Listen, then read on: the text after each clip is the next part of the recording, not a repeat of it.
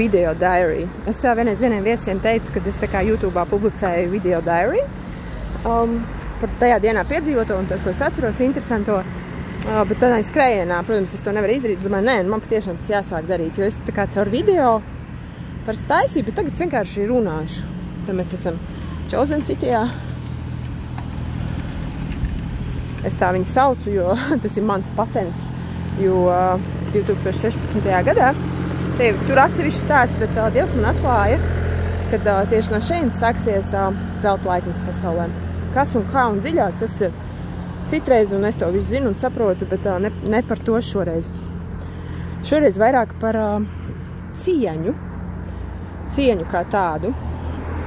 Protams, no My Diary, tātad es pa savu dzīvi, pa savu pieredzi, no savas dvēseles dalos. Siguldas valsts ģimnāzija.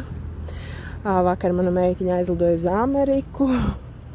Un tad, vai vispār par cieņu, jā. Piemēram, darba vietā. Attieksmi. Vai tu tur esi vispār cilvēks? Un kas tu tur esi? Katrs jau pats par sevi apmēram tā tad zina, kas viņš ir. Citi nezin, viņš apzinās vai neapzinās sevi dvēseli, no tā arī viņš pret citiem izturās, tā viņš izturās pret citiem. Pārējie maldi, intrigas, meli, nesapratne, ko citi attiecībā pret tevi liek virsū, tās jau ir viņu problēmas, jo tu zini, ka tu tā neesi izturējies pret citiem.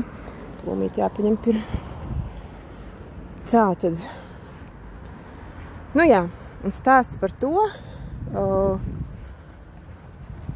kā kolēģis pret kolēģi, vai vadība pret darbinieku, darbinieks pret vadību, un tā tālāk, tu pret klientu, attiecībā kāds darbs. Tātad viss izriet no tevis paša.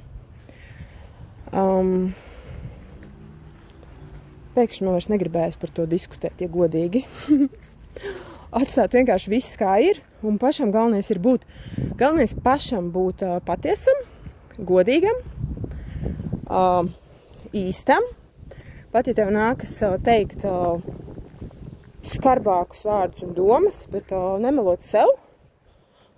Ja no tevis nāk cieņa un tu esi atmodies un pārējie nav atmodušies, neuzņemties uz sevīm to kā kaut kādu smagumu, jo tu esi draudzīgs, ja viņi nav draudzīgi, tā ir viņa problēma. Patiesībā jau tie cilvēki zaudē un sāp par to, ka tā. Bet, nu, jā, tas ir tikai darbs. Galvenais ir paša dvēsele, paša būtība.